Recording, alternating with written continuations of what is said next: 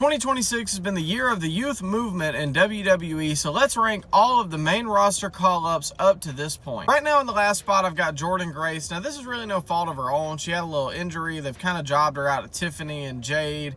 I think she'll turn it around. I think they're eventually building to maybe a Rhea and Jordan match later down the road.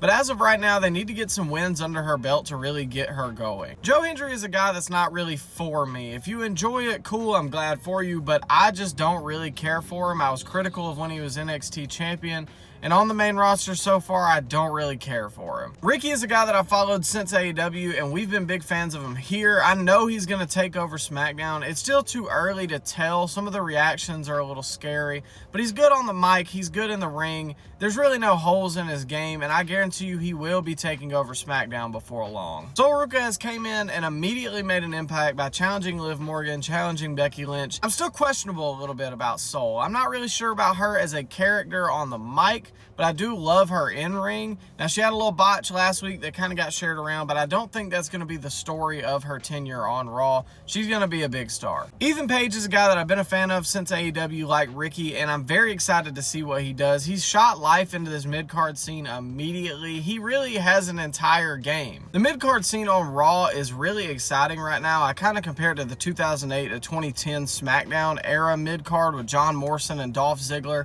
Just a lot of young, hungry guys that I feel like are going to carry the next generation of WWE. These ladies were getting booed out of the building night one. Admittedly, I was a little skeptical of Fatal Influence on the main roster, but I think since showing up, they have shown that they are some of the biggest heels in WWE right now. And especially at a time when you have such natural baby faces on SmackDown like Rhea and Alexa.